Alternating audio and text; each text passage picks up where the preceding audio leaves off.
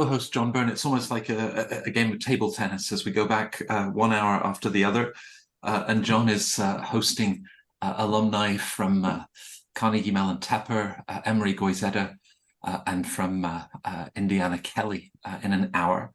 So you get to hear all of those student stories, the wonderful experiences, and of course, how they've translated that into great career opportunities. But where did that all begin? Well, of course, it was when they met my panelists and their teams, and this whole MBA adventure began as they started to put in place a real career plan. So continuing with our theme about where an MBA can take your career, it's a great pleasure to invite back panelists that have been with us at Centre Court before. Lovely to see Rebecca Cook. Rebecca is the Executive Director of Kelley Career Services. We persuaded Rebecca to go for the fall colours. She does have beautiful spring colours of the campus too. She's joined by Maureen Mannion-Leone, who is the Associate Dean of the Graduate Career Management Centre at the Goizueta School at Emory, and Steve Ruckus, the Executive Director of the Masters Career Centre, MBA, and all those other specialised Masters programmes at Carnegie Mellon and the Tepper School. Steve did confirm that he's actually in the office today, so the background that you see behind you is not where he and Mrs. Ruckus spend their days. So thank you, all three of you, for joining us. And perhaps, you know, as we find out or remind ourselves of why those alumni that are talking with John in an hour have had such a great experience, perhaps, Rebecca, you can kick off and tell us a little bit about Kelley, the wonderful reputation it has, and the experience that all of those MBA students enjoy so much. Sure. Well, at Kelley, we tend to have a smaller programs, so usually about 120 or so per year, which is great because the students get to know each other really well. And it becomes a family environment where, in the sense of, again, you're building those relationships, you're building that camaraderie that'll last with you forever. And I'm a Kelley MBA, and from a long time ago, we won't discuss which year at this point, but again, I still stay in touch with all of my classmates as well. And I think it's an environment where you feel connected and you feel welcomed, and that you feel you have again, I'm going to use the word family because it's the career services piece of it, it's the program office, it's the academic advisors, it's the faculty, and it's really working together where we help each student really focus on what they came to an MBA program for, and how can we help them succeed. So our students are known as kind of roll up your sleeves, jump in, let's get stuff done. And that's kind of the culture that's created, but we all do it together. And again, as an alum, I can say it's been a fabulous environment to both be in and then work in. Well, we'll no doubt be talking, Rebecca, about the class of 2023, but also your class of 2018 and all of you 5 years ago that graduated and the careers that you've followed. Yeah, no, it's wonderful to see how loyal and the ongoing connections. Of course, this lasts so much beyond that graduating moment. And the same thing, Maureen, at a school like Goizueta, the deep ties that creates, and just how well you get to know those students with you and the careers team. Right. So I was smiling at Rebecca because our class is very similar to hers in size. So I think, and also Steve, he has a pretty small, intimate program too. So you have 3 schools here that have, quite small, for Goizueta, at least small by design program, where it's very intimate, high touch experience. Classmates get to know one another. They get to know one another's families. They get to know the faculty. They can hopefully, I like to think by the end of the program, they can call a faculty member a friend, and that they can really build those connections. A small size allows for a lot of opportunities for leadership for the students. And so they can build their confidence and their leadership skills that way by clubs and organizations on campus. And one thing that is unique about Goizueta is Atlanta. Atlanta really is a world-class global city. I believe we have almost, I don't know, it's sometimes I hear 18, sometimes I hear 20 Fortune 1000 companies headquartered here, with a lot of a really good startup scene. So we have those large companies, we have small companies, and those really offer a diverse range of opportunities for our students. And it also allows for a diversity of the student body. Atlanta is a diverse city. So we're really proud of that. Our airport is the busiest in the world.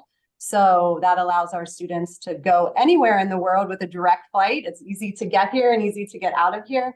And we like to think that that is helpful to our student body and allows our students to make a lot of connections throughout the world. I know how much the work of you and your teams is so deeply personal, that level of involvement. And I'm sure many friendships, not just with the faculty, but people that you continue to stay connected with. So we'll come back to that because, I mean, Steve, similarly, Tepper, where small is beautiful, also a business school that has an important relationship with the wider university.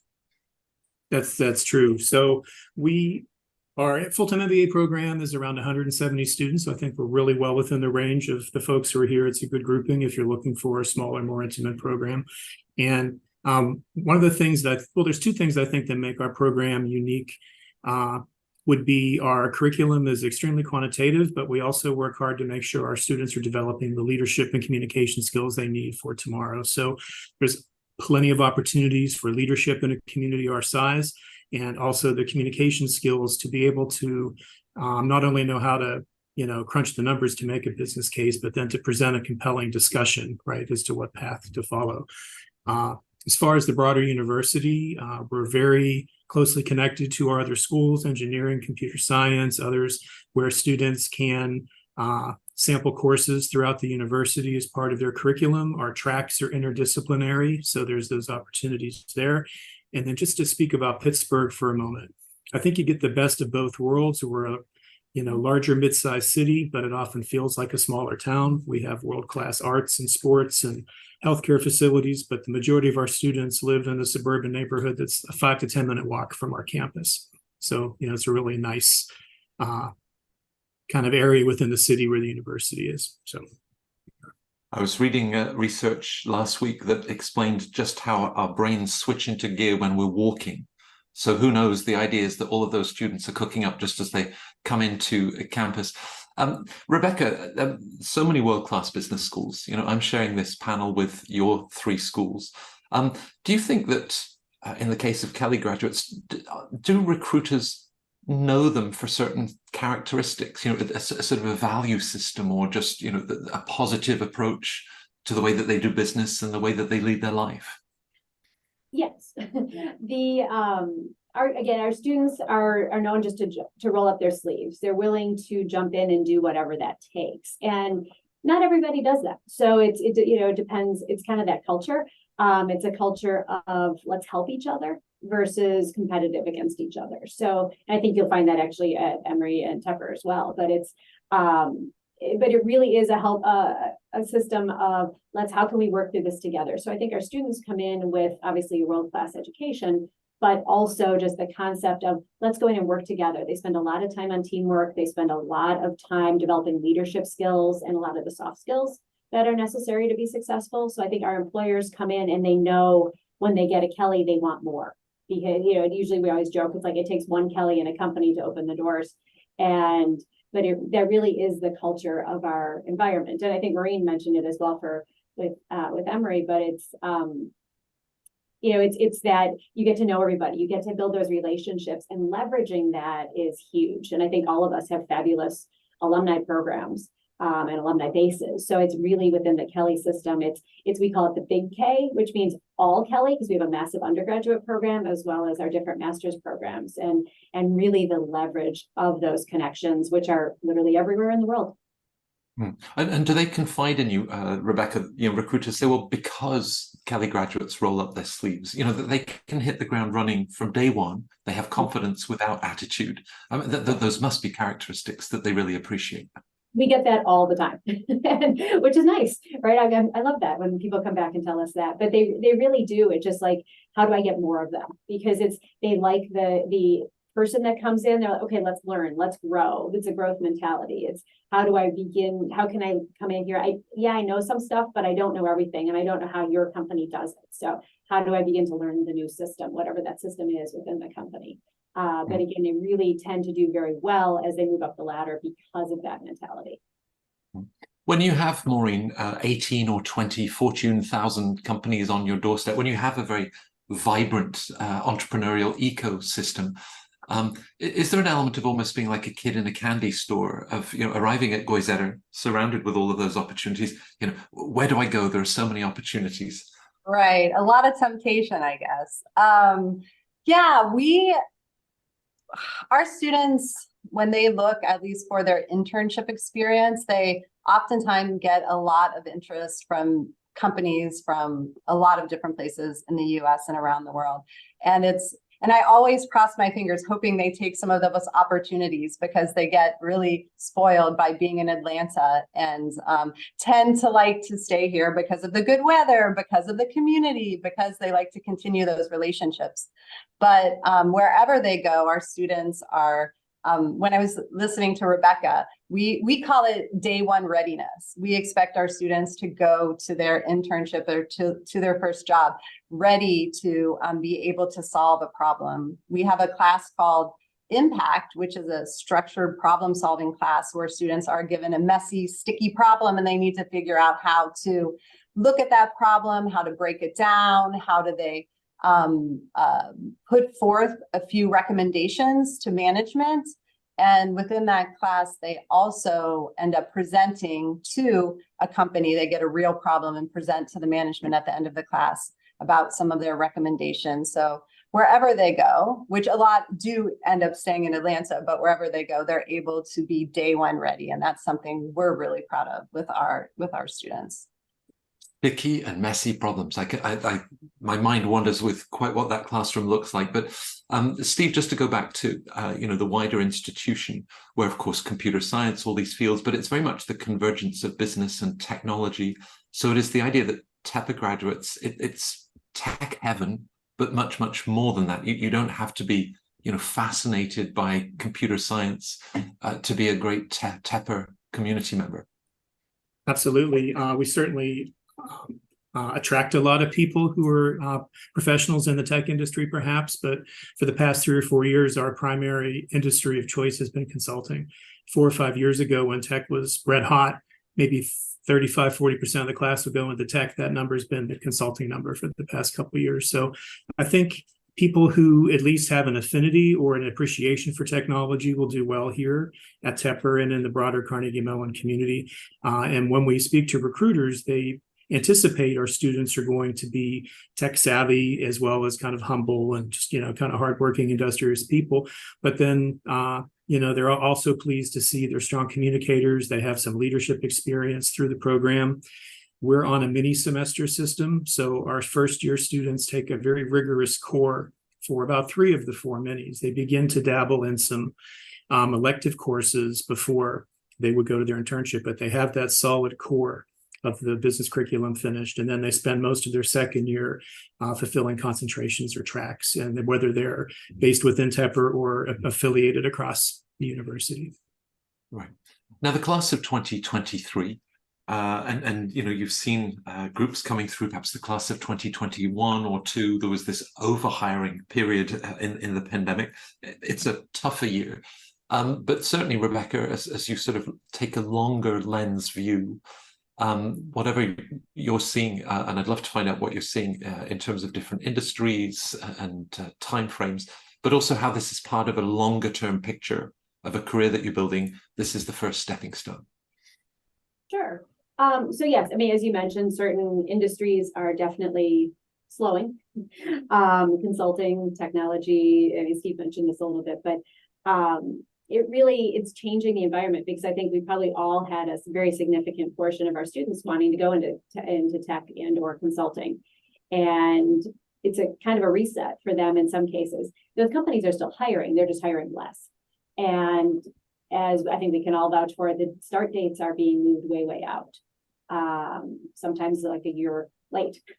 So that's an issue, and students have to recognize that and address that. So I think one of the biggest things for students to coming in is, well, granted, in 2 years from now, if students entered, actually in the fall of, let's say 24, by the time they graduate, the market is going to be very different.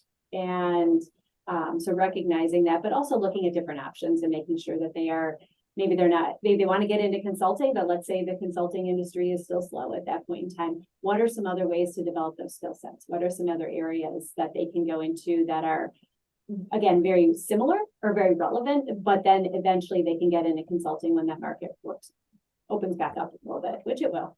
So really, I think it all ties back to training the students on the right skill sets and how they can develop those, and then recognize your job path is not linear. It's going to zigzag, go upside down in circles. But it's more again of those skill sets and how do you use those skills and develop those transferable skills to move forward, whatever forward it is. Right. So when people join the Goizueta program, Maureen, they say, I see myself with this job title working in this company, but of course the MBA is providing them with such broad general management skills. They can then specialize based on electives that they do. How, when you start off with them, do you encourage that open-mindedness and just this extraordinary opportunity that they'll have to explore different industries and different opportunities? Right.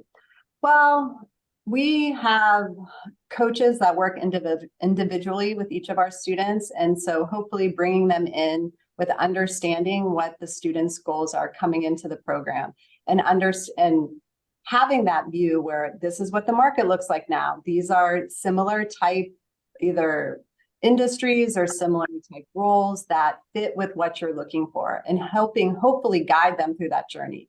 They have a one-on-one coach that they work throughout their 2 years with us. So that person's really helping them, guide them through their journey. Also, we have quite a few events at the beginning of the year that are very structured networking events where we actually match the student with the company. And every year I have students say, oh, that's not the company I wanted. I wanted XYZ company. And then after the event, they say to me, I'm so glad you put me with that other company because that was a really good fit. I had a really great conversation with that alum. So I know there are students that come to business school with a very set goal, but we like to think that we partner with them and we'll help weather the storm and weather those 2 years and help them meet where they want to be. It might not just look exactly as they pictured it when they came in, but hopefully leaving with the type of role or position that it will set them up for a longer term career success. Right. And that idea of a stepping stone, Steve, there's a natural focus on the first position coming out of business school. We'll also talk later on about internships. What are you seeing at a granular level? We talk about, tech consulting maybe, but there are many nuances to that. There will be different areas of tech influencing healthcare and it keeps moving forward. So what are you seeing this year? And perhaps that's much like Rebecca, what you feel, how things might unfold in the next 2-3 years ahead. Yeah, well, part of what we're getting used to after these past few years of a really hot job market is the constriction that's happening in the job market, right? Rebecca mentioned full-time offers are being pushed ahead. Will that make room for a cohort from this graduating class in consulting? We're going to wait and see on that. Tech, is it expanding, contracting, when, which quarter, how? These are questions we get all the time. Things we're doing to counter that, to your point, we're reminding students that every company is a tech company these days, right? There are great product management opportunities in everything from retail to healthcare to fill in the blank, and we're encouraging students to explore that. As consulting second year recruiting is still unfolding but not looking as robust as it has in the past, we're encouraging folks to take a look at opportunities with leadership development programs that are still hiring. You still get that well-rounded sort of curated experience within a great company, and can often leverage that. The first job out is critically important to our students. And then once we begin to peel that back a little bit and expose them to more alumni who tell their stories about graduating in down economies, they begin to understand, I think it was Rebecca that said, your path is going to take all kinds of directions, right? So we're managing a lot more of those conversations than we were 1 year or 2 years ago. I'm sure we all are, but there are still good opportunities out there. And someone I know well always says there's always good jobs for good people, right? And so we're just making sure they know how to best market and present themselves in a way that's compelling and makes the connection. The media, Rebecca, have perhaps had over-focused on that first position and the immediate salaries coming out. Of course, we're looking at ROI and the investment that individuals are making. But give us that sort of wider picture, because, of course, yes, that is that first position and how it might consolidate 2 years at Kelley. But, when you see people 5 years out, 10 years out, what sort of feedback do you then get from them in terms of, it makes so much sense? Are you asking specifically MBA or a Kelley? For the MBA, yeah. Okay.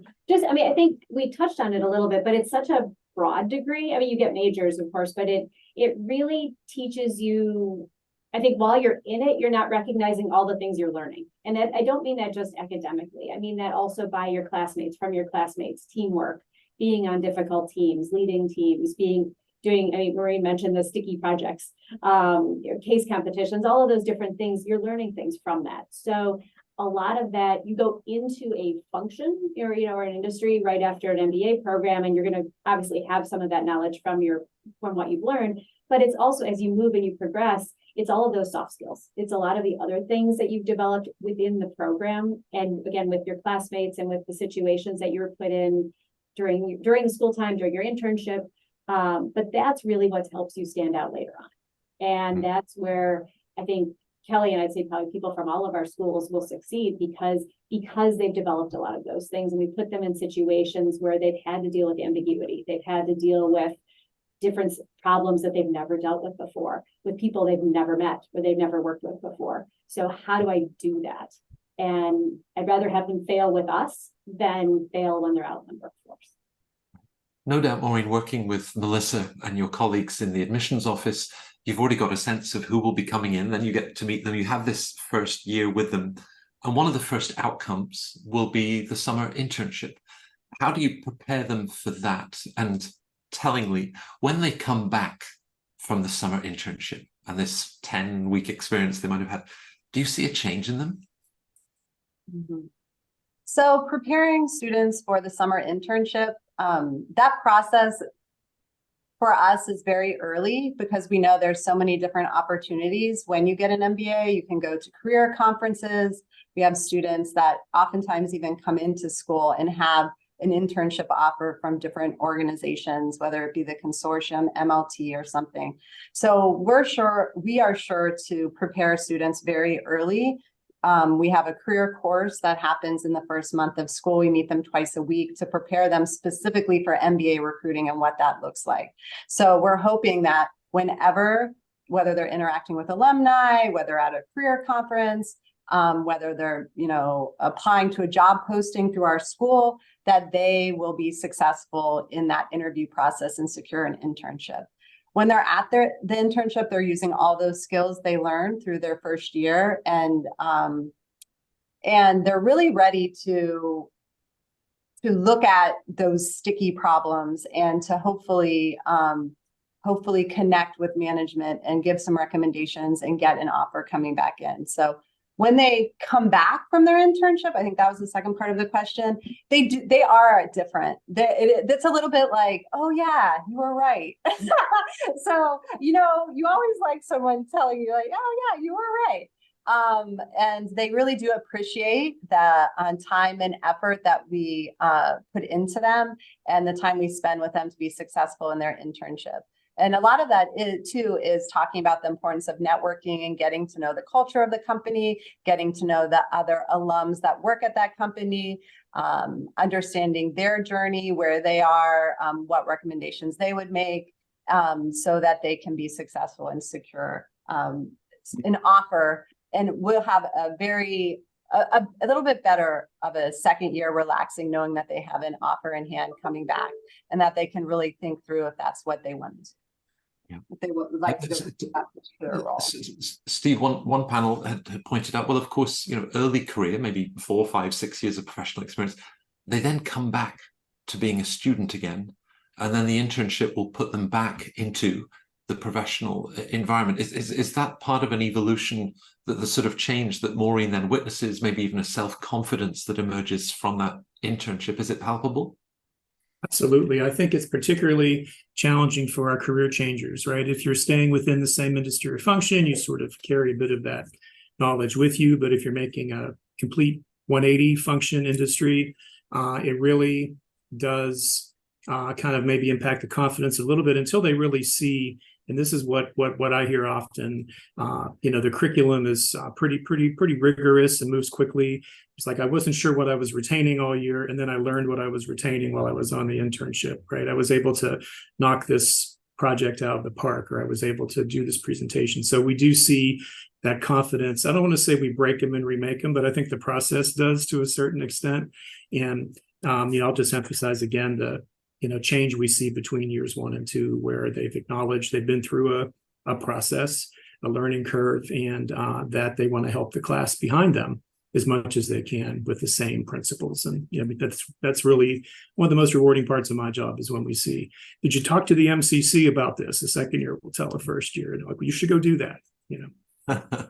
Now you talk about sort of implementing things that they've learned in year 1, and those might be things on business modeling and discounted cash flow, everything else. But I mean, Steve, you and your teams, and equally with Maureen and Rebecca, you're also then bringing them ideas for networking, or interviewing.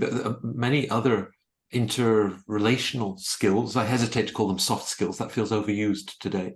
But are they also then, what are some of the things that you're then also developing from the personal communication side to make that a success? Well, part of our mission at the MCC is we want to teach you a set of skills that you're going to use repeatedly in your career for the remainder of your career. And those are the networking skills, the interviewing skills, how to build and maintain the network, how to be a good supporter of others as well. This is, these are all small programs here. And I think we all would agree sometimes smaller alumni communities are stronger because there's not a lot of room for slackers to not give back, right? So we purposely want them to internalize these networking skills, interviewing skills, presentation skills, so that they're using them to manage their career. Their next job and their next job and their next job won't come from on-campus recruiting. It'll come from people they know in their network, most likely. So that's sort of one of the most important overarching things that my team and I want to impart to the students. And in terms of self-confidence, Rebecca, you wrote a wonderful piece that we published back in the spring, and it talked about perhaps applying for a job for which you're only 50% ready. You don't feel 100% ready, do we ever? Talk about that sort of building confidence and that stretch goal, whether it's women coming out of business school or candidates in general, and why you really urge them to stretch. Right. Well, I'd say with all of our programs, people are coming back in the vast majority of cases to career switch. So they're taking the time, the money, everything, really changing their lives for 2 years to come join us and have a goal, hopefully, to come out of it, or they know they just want to change something. So a lot of, I think Steve touched on it, but a lot of it is helping build them up and saying, you can do this, and whatever this is, no matter that something you did before has absolutely nothing to do with it, and that's okay. So we'll develop those skill sets. Obviously, the academic side can be trained, but a lot of the skill sets that we develop that we've talked about are the things that actually give them that confidence. How do I network? Maybe I absolutely am terrified of walking into a room of strangers. So how do I then become comfortable with that? Or maybe, so we can help walk them through the process. Maybe it starts with like one person meeting with me, and then they meet with Steve, and then they meet with Maureen, and then, and kind of build that out, but really develop that skill set, because when you really think about it, most people probably don't love networking. But it's something that's necessary and they'll do for the rest of their lives. So we do spend a lot of time on those skill sets, and tied to that is the one-on-one coaching and the one-on-one relationships that the students develop with the coaches, with the program offices, with the faculty. And really their cheering team, right? They're there to cheerlead for them and to help them be successful. And then I think we can all say, when our students come back and say they got that dream job or they got whatever it was that they're looking for, we're all right there with them celebrating. Right. And do you feel, Rebecca, that the MBA is a wonderful opportunity to step out of your comfort zone? And if you successfully do so, the rewards for that are enduring? Definitely. I can think of lots of students who, for some reason, I've had 2 people who were chefs that went into investment management. I'm not sure why, it was just kind of random, but they've been both really successful and 2 completely different years. And that's a major change, right? So you have lots of people who've done something after their undergraduate and then came back to that MBA to make that significant pivot. And they have been successful. That's where we all come in, and both as a school, but also our offices are really helping those students gain the skills, but then also gain that confidence to do whatever it is, even if it has absolutely nothing to do with what they did. If I think back just a year ago, Maureen, to Centre Court in October 2022, and with Goizueta, with Tepper, with Kelley, we'd also talk about some of these specialized masters in data analytics that are, really red hot courses. We barely mentioned AI, let alone whispering chat GPT. That wasn't on people's radar, and boom, the last 10 months tells us something very different.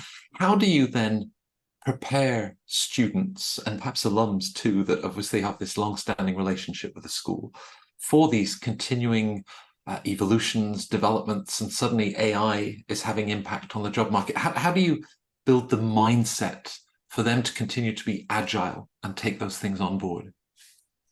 Well, I think it's integrated into the program. We're always integrating new courses. In fact, this year we just did an MBA course review. So putting some different elements into our MBA program. But I feel like with something like Chat GPT or AI, that we need to let students know that it's going to continue to evolve. We're integrating both of those things into our career services platform, talking about how it can be used, how it shouldn't be used, how it can help you with your job search, and where sort of that, and having discussions, where is that gray area? We're having a lot of that too. So I think that it's important for students when they come into business school to know that there is constant change, and that we want to be able to prepare them for change, no matter what that will look like, and that they can, whether it be the changing economy or different technologies, that they can integrate that into their own portfolio and be successful in their own career.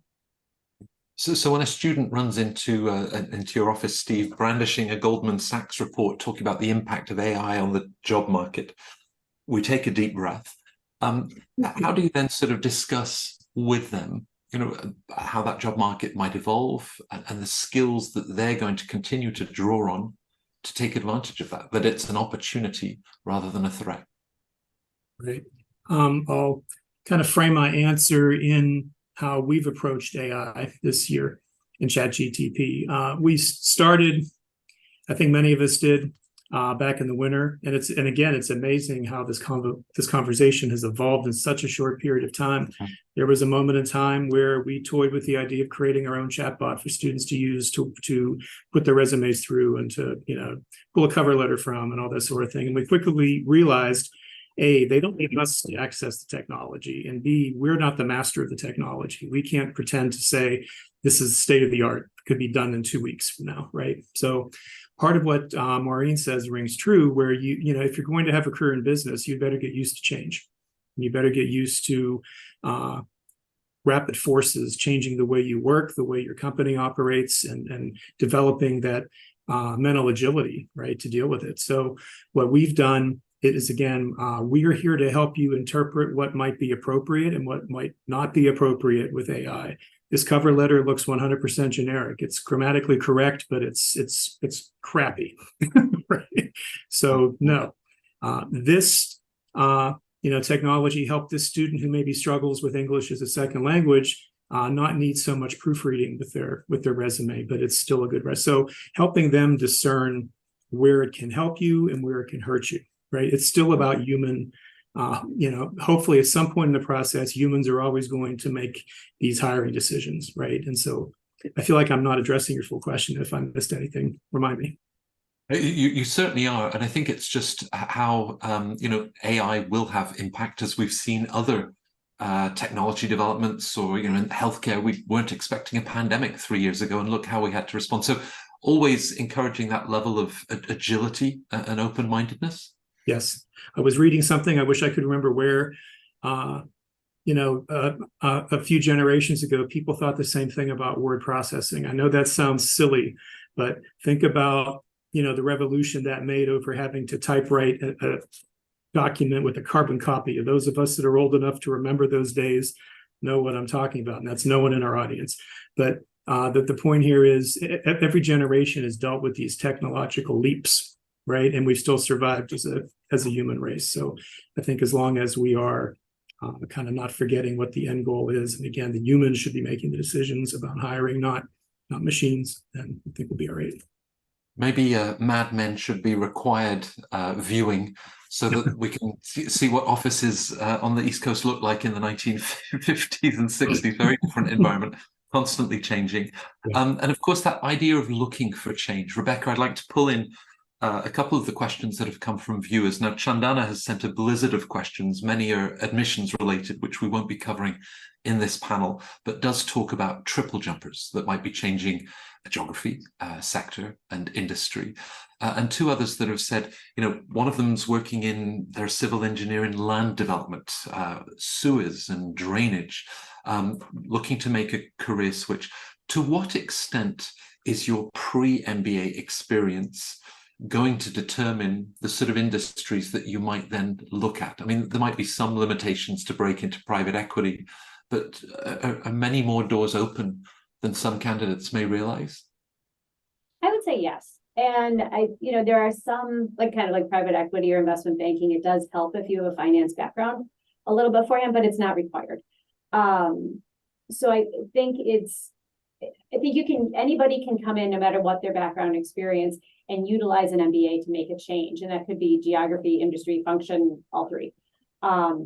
So it's more of what are you really trying to get out of it and why?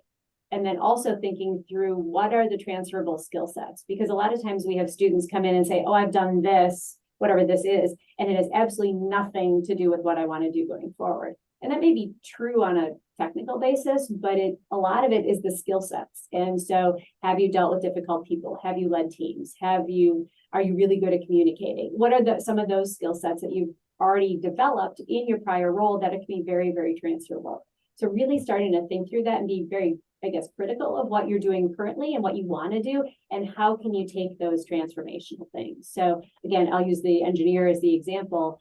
Lots of students come into MBA programs who have engineering backgrounds, and they go off and do many, many different things.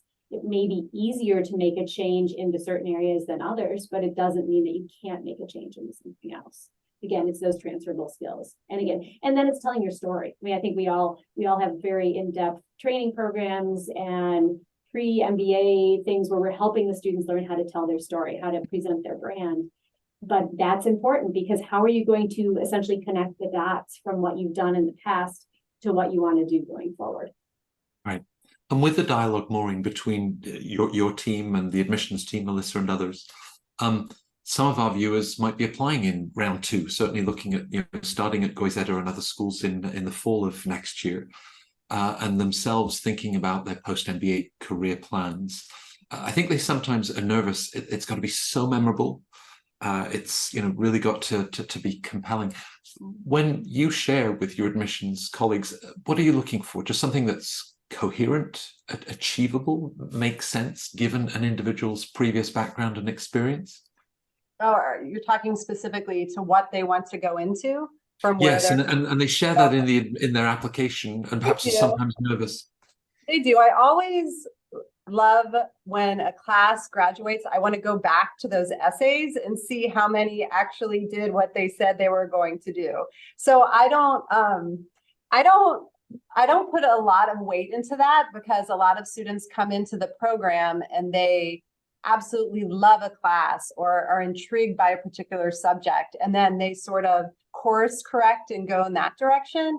I think what's important is, before you come to business school, and I mean, Rebecca talked about that, know that you have a story and you want to move in a certain direction. You don't need to have it all figured out. That's why we're here. We're here to help you understand what your strengths are, understand what your transferable skills are, and set you up for success. So you definitely need to answer that essay and give some logic as to why you're interested in a certain area, but it's not, I don't come back to you with that essay and say, hey, you didn't go into this. So I think I think we almost like it more when students come into the program and are inspired by a certain class or professor and go that route. So yeah, I would encourage you, if you're interested in an MBA, I think it is the best degree. I think it gives an ROI on both your time investment and your money investment, and then your network is one that you're going to use for the rest of your career. So I would encourage all of you, even if you have a little bit of doubt in your mind, to fill out that application. Right. And Steve, if we take Maureen's thoughts on that, and perhaps for international candidates that have thought in the past, well, consulting, banking, these were always, strong industries for international applicants to then go into after the MBA. Is there a distinction, if you're an international applicant, that there are safer post-MBA careers than others?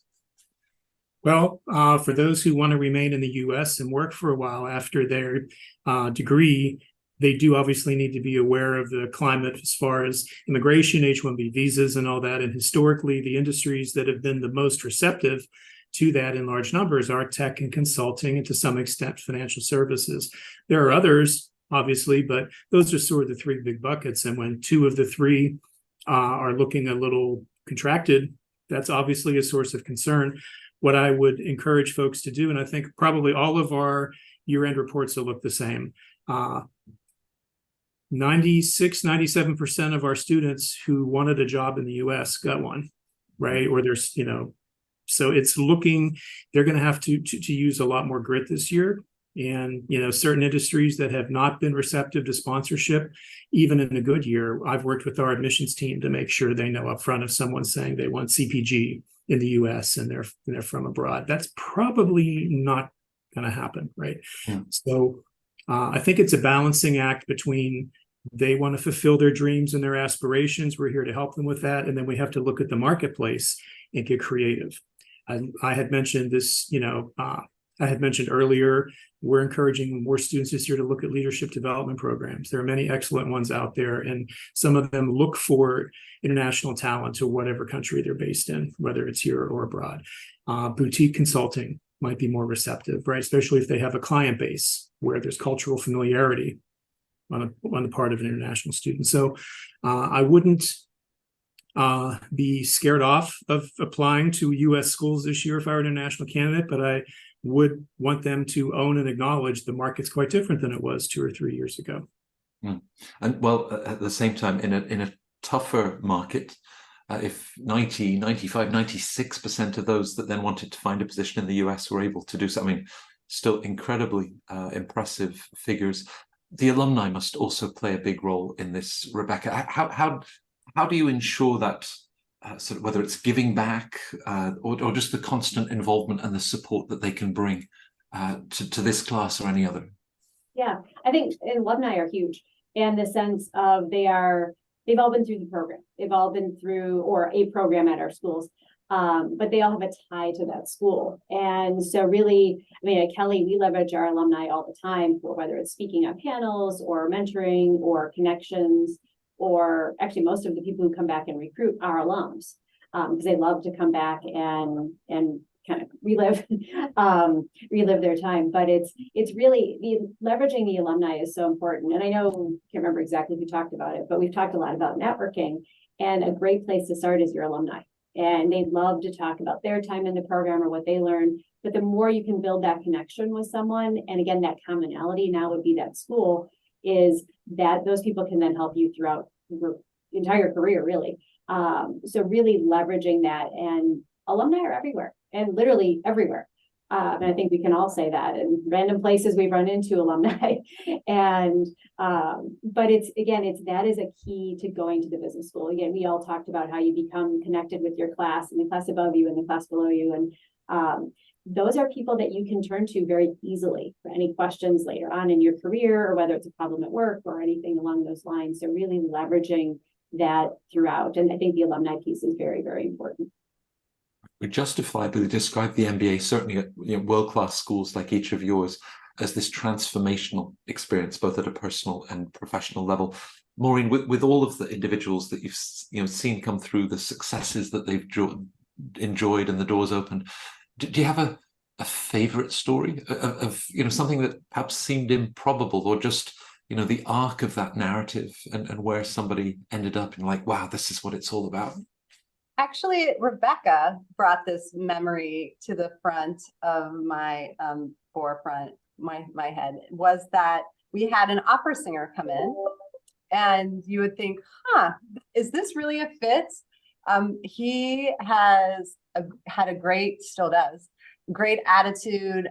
He worked and he established our John Lewis case competition. He was a change maker, and he transitioned from opera into consulting. So it's really, when we first met him, he really did not have the basis of really how to network, how to go about it, how to reach out, and just going through the classes and him being very present, meeting with coaches, coming in. He was wildly successful in not only in his career, but also making a lasting impression at our institution. So he's definitely one that stands out in my mind for the transformation he made while in business school. Yeah, I can imagine why. Perhaps just a final thought for you, Steve, and I'm going to avoid handing you this crystal ball. It's supposed to be Jerome Powell and the Fed that can see all things. But simply for viewers, as they're looking to really get to know your institutions and perhaps the role that alumni or current students can play, given their own backgrounds and experience. Do you often encourage applicants, to look for that commonality, maybe something that they've done in their pre-MBA career, or of course what they're subsequently doing after the MBA? So something they've done that would be for applicants who want to connect with Tepper and find out more about the school, and so tapping into students and alumni looking at their own backgrounds. Gotcha. I think we all would say we like to see folks that are passionate about something, right? And so to us, it can be something you've done as a hobby, right? We've had software engineers who opened a food pantry. We've had computer scientists who produced and starred in a one-man play, right? I mean, there's really just things that show you have some passion, because you're going to need to pull from that passion if you're making a career transition. So we tend to have a lot of really smart, interesting people who have that left brain, right brain ability, and if you have that to speak of, I think that's really unique and something to leverage. So I hope I've addressed your question, Matt. Yeah, I think just looking at that, and well, you actually provided a wonderful segue in reminding the audience that with Centre Court, not only do we have incredibly thoughtful and insightful panels like these, but the next session is with alumni. I don't know if we've got an opera singer, but certainly hearing their stories. So do tune in 10 minutes when John will be sitting down with Tepper, Goizueta and Kelley graduates sharing their own MBA experience and of course the career paths that they have then pursued. I also wanted to thank our viewers who were very active and sent in all of these questions. They were great to be able to put them to such an experienced and informed group. It's always a pleasure for Maureen, Rebecca, Steve, to have you at Centre Court. You really bring colour and insight to the events. So lovely to see you. Thanks for this great session together.